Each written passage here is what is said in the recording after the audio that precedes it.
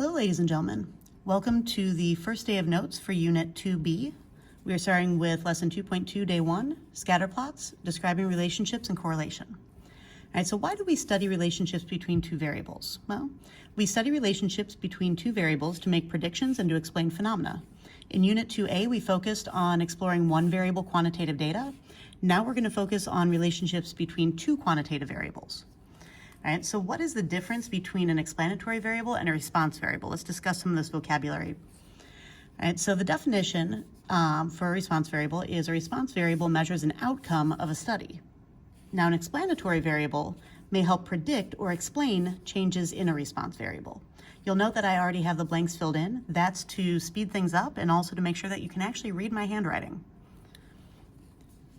All right, now something to note, in the candy grab activity, the number of candies is the response variable and the handspan is the explanatory variable. We started with this activity as our introductory activity to this unit. Now, handspan is the explanatory variable because we anticipate that knowing a student's handspan will help us to predict the number of candies that a student can grab. And it would kind of make sense that the size of your hand might help to predict how much you can actually grab and hang on to. Now, in some relationships, there's no clear explanatory or response variable. For example, the SAT math versus the SAT verbal scores. Achievement in math doesn't necessarily translate to achievement in verbal, and vice versa. Now, how do you know which variable to put on which axis of a scatter plot? And where do you start each axis? The explanatory variable goes on the x-axis. Note that I have the x kind of separated here, explanatory, x-axis. Now, to start each axis, look at the minimum and maximum values of each variable and then start and end each scale to minimize blank space. Now, you don't necessarily have to start at 0, 0. All right, so look at your lowest and highest values for your explanatory variable and your response variables and start and end each of your scale to try to minimize the blank space on the graph. And now, something to remember, the first number line you ever explored was a horizontal number line. And the vertical number line was added to the horizontal number line in response to working with more than one variable or coordinate. So the y-axis, the vertical number line, goes with the response variable, and the horizontal number line, the x-axis, goes with our early explorations. All right, sometimes that can help you to remember which one goes where also. Now, what is the easiest way to lose points when making a scatter plot? And what 4 characteristics should you consider when describing a scatter plot, and how do you include context? All right, so the easiest way to lose points when making a scatter plot is failing to label your axes. All right, take a look at this comic over here. So they're saying, I think we should give it another shot. And this person's saying, we should break up, and I can prove it, our relationship. And they're giving a graph. And he's like, maybe you're right. He's going, I knew data would convince you. No. I just think I can do better than someone who doesn't label her axes. Now, when you're making a scatter plot, you need to label the axes. So put the name of the explanatory variable under the horizontal axis, the x-axis, and the name of the response variable to the left of the vertical axis, all right, the y-axis. If there is no explanatory variable, either variable can go on the horizontal axis. Now, scale the axes. All right, so place equally spaced tick marks along each axis, beginning at a convenient number just below the smallest value of the variable, and continuing until you exceed the largest value. All right, then plot the individual data values. For each individual, plot a point directly above that individual's value for the variable on the horizontal axis and directly to the right of the individual's value for the variable on the vertical axis. Now, when you're describing what you actually see once you're done making your scatter plot, you want to make sure that you address the 4 main characteristics in the context of the data. All right, so direction is the first characteristic. So a scatter plot can show a positive association, negative association, or no association. So as x increases, is y increasing? As x increases, is y decreasing? Or can you not tell? That's what these are talking about. Now, form, a scatter plot can show a linear form or a nonlinear form. All right?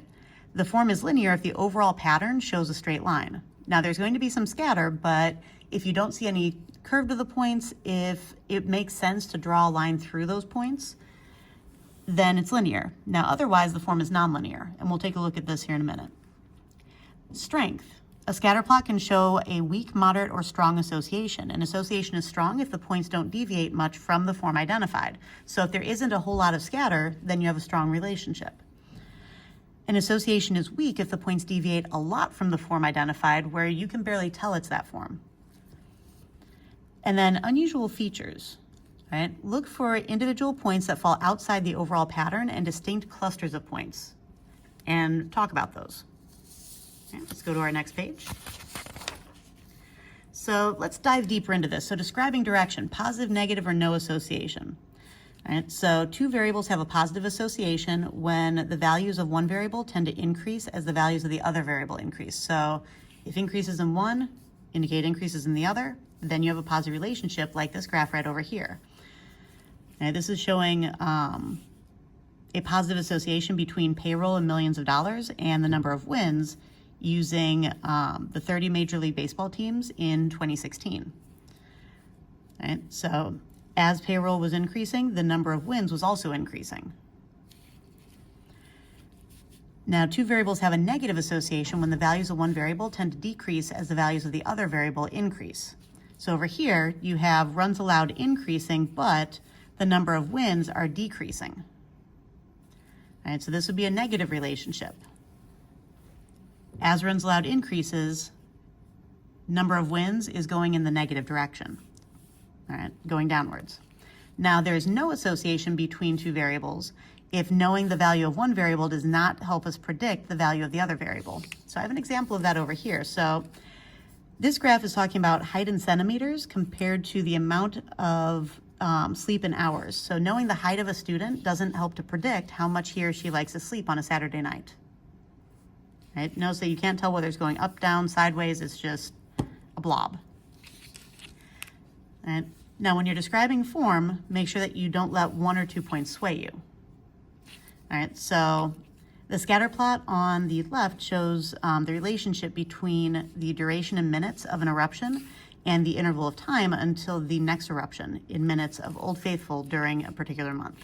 So as duration of the eruption increases, you can see that the time between eruptions is also increasing.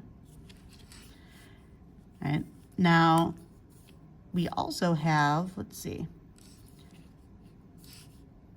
So this one's from letter A. Now letter B, the scatter plot on the right shows a relationship between the average income, gross domestic product per person in dollars, this one right here, and fertility rate, number of children per woman in 187 countries. Now, when you're looking at these, they don't look like they have the same form, do they? This one has two distinct clusters, but it's overall fairly linear. This one, I would not use a line to describe this one. All right. The direction is going kind of negative, but it's a curved negative. All right, so the graph on the left shows a positive linear relationship. The graph on the right shows a negative nonlinear relationship. All right, so the positive versus negative, remember, is describing direction. Describing the form is linear or nonlinear. All right, if something has a curve, it's distinctly nonlinear. This is what I mean by you can have a linear relationship but still have a lot of scatter in the points.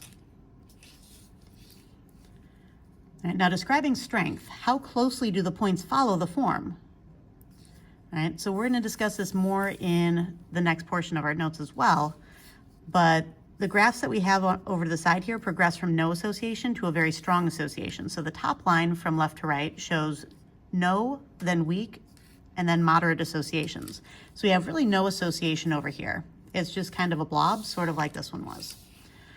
And then for this one, you can tell that the points are kind of going downwards, but if we were to try to draw a line through this, the points are really scattered vertically from that line, which is why it's such a weak correlation.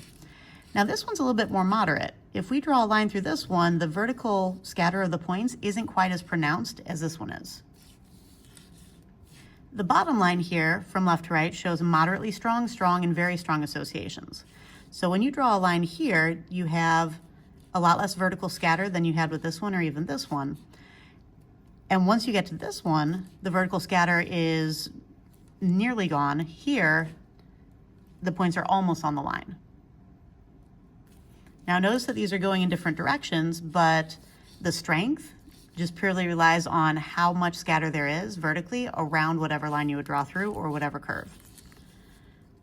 And then our fourth key feature of these graphs is identifying any unusual features. Now take a look at this graph. Right, we have this point way down here. This one looks like it's a positive linear relationship until you get to this one point.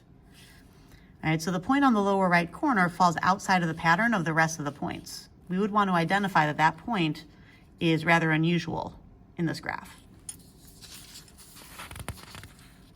So let's work through an example. Now again, I've already pre-written the answers for this so that you don't have to wait for me to write and so that my writing can actually be legible. All right, so for our first example, the scatter plot to the right shows the amount of sodium in milligrams and the amount of fat in grams in salads from McDonald's with no dressing. So describe the relationship between sodium and fat. So we need to describe the direction, form, strength, and if there are any unusual features. So the relationship between sodium and fat, this is me keeping things in context, is positive, moderately strong, and nonlinear. Now, I don't see any super unusual features, except for the distinct clusters of points here, which is why I have the note under here. All right, so positive was the direction, moderately strong, there really isn't a ton of scatter, but this is distinctly nonlinear because of these 3 points down here. If we just had these two clusters, then we could draw a pretty decent line. But this kind of makes things curve a bit, right? Which is why we're saying nonlinear. We're not quite sure what version of nonlinear, but we just know that it's nonlinear. Now the 3 clusters of points actually represent salads without chicken, salads with grilled chicken, and then salads with fried chicken. Right, so we have salads without chicken, grilled chicken, fried chicken.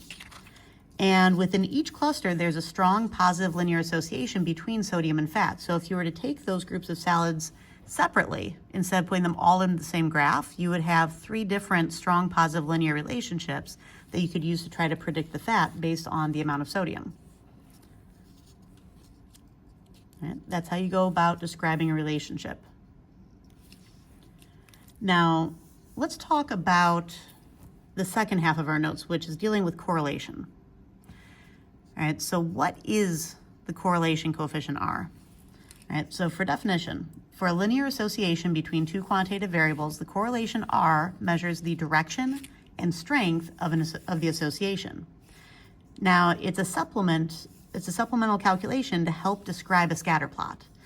Correlation is only for linear associations. We couldn't use it for this one because this one's nonlinear. We could use it for the individual clusters of points to describe how strong it is. But we couldn't use it for the overall graph because it's nonlinear. All right? Correlation is only for linear associations. It does not help us to assess form, so we have to actually graph and assess the form first to see if this is an appropriate calculation to use to supplement our description of a scatter plot. Now, some characteristics of the correlation. So the correlation R is always a number between -1 and +1. The correlation R indicates the direction of a linear relationship by its sign. So if R is positive, in other words, greater than 0, then you have a positive association. If R is negative, less than 0, then you have a negative association. So the sign of R indicates the direction of the linear relationship if you have a linear relationship. Now, the extreme values of R equals -1 and R equals +1 occur only in the case of a perfect linear relationship, when the points lie exactly along a straight line. So you don't have any scatter, the points are on the line itself, and R will equal -1 if that line is negative. R will equal +1 if that line is positive. If the linear relationship is strong, the correlation R will be close to 1 or -1. Right? Take a look back over here. When we had a strong versus very strong linear relationship, notice the correlation coefficients that I have down here. All right, so we had a correlation of R equals 0.9, that's very close to 1. R equals -0.99, a much stronger negative linear relationship. See how the sign turned to negative? This was also a negative relationship, the sign is negative. This was a positive relationship, sign was positive. You can tell a lot just from the sign and how close it is to 1, as long as you're looking at the graph as well.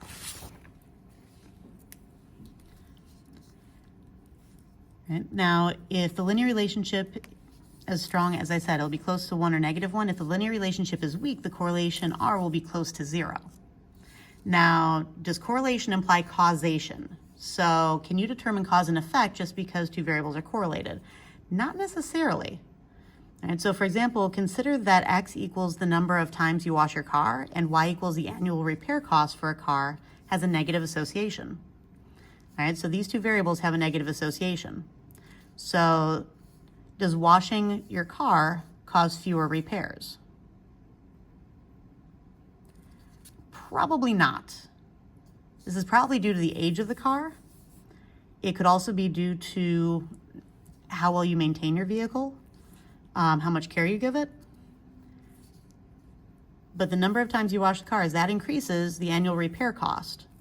Yeah, washing your car is probably not going to cause you to have fewer repairs. Now, which association is more linear? One with R equals 0.50 or one with R equals 0.90? Well, here's the thing. You can't determine the form of relationship using only correlation. If we don't have a graph, we really can't tell. We can say which one's stronger or weaker if we know that the relationship is linear first. You can't tell if things are linear just from numbers. R is a supplement, it's not a rule. You have to have the graph. That's why we always start graphing before we start calculating. Now, does a correlation near 0 mean an association is weak? Not necessarily. The linear relationship may be almost non-existent, but a U-shaped form has a correlation of 0, but it still could actually be a very strong parabolic relationship. All right, so no association automatically means that R equals 0, but the reverse is not necessarily true. R equals 0 doesn't indicate no association. You need to see the graph first, and then you can use R to help quantify it if you have a linear relationship. Now, is correlation a resistant measure of strength? Meaning, is it unaffected by extreme values? No. An unusual point in the pattern makes R closer to 1 or -1. This is called a high leverage point. An unusual point out of the pattern makes R closer to 0.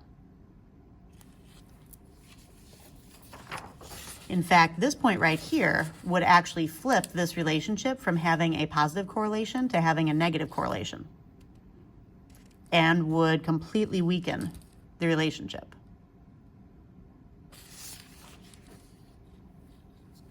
Because it was out of the pattern.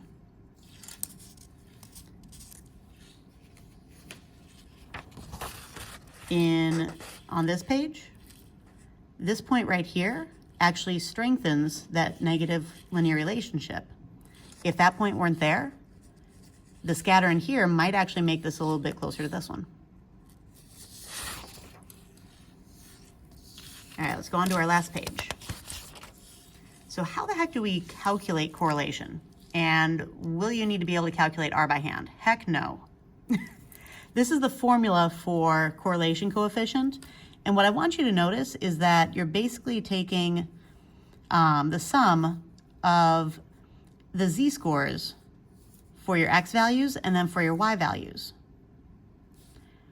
So the sum of the product of your z-score for x and z-score for y, basically divided by your sample size -1. So z-scores. The thing to keep in mind about z-scores is that units cancel in z-scores. You have your units for x divided by units for x, they're going to cancel. Units for y divided by units for y, they're going to cancel. So some additional facts about correlation. R requires both variables to be quantitative, otherwise use the word association. All right, so you need quantitative variables. R makes absolutely no distinction. In other words, it makes no difference which variable is your explanatory or response variable. R is going to be R regardless. So if you suddenly decide to switch these, R isn't changing. And the reason for that, multiplication can be done in either order. So if suddenly your z-score for x becomes your z-score for y and vice versa, you're just switching the order of your multiplication. 2 times 3 and 3 times 2 are both 6. It doesn't matter. That's why R doesn't make a distinction between explanatory and response variables. R doesn't change when we change the units of measurement. Units cancel in this calculation. If units are gone by the end of the calculation, they have no bearing on the calculation itself. And R itself doesn't have units because, again, the units have canceled out through all this. So what does that mean? All right, let's take a look at example 2. So arm span versus height. So the following scatter plot shows the arm span in centimeters and the height in centimeters for a random sample of 19 12th graders. The correlation is R equals 0.902. As you can see, this is a fairly strong positive linear relationship. So that would make sense with this number. Now for letter A, explain why it is incorrect to say that the correlation is 0.902 centimeters. Well, because correlation is calculating using standardized units, in other words, units that cancel out the existing units, turning this into just in terms of standard deviations, it doesn't have units. If it doesn't have units, you shouldn't put units. Simple as that. For letter B, what would happen to the correlation if height was measured in inches instead of centimeters? Explain your answer. Well, again, the correlation would be the same. Because it's calculated using standardized values, z-scores, changes in units don't affect the correlation because the end result doesn't have units at all. It's not going to matter. And for C, what would happen to the correlation if height was used as the explanatory variable and arm span was used as the response variable? Again, you're just switching the order of your multiplication if you switch which variable is x and y. And R makes absolutely no distinction between explanatory and response variables. So the correlation would be the same because correlation doesn't make a distinction between which variable is which. And it's because the order of multiplication doesn't matter in how this was calculated. That's why I'm showing you this formula, because this makes more sense when you know this. All right. I'll see you in class. Thank you for listening.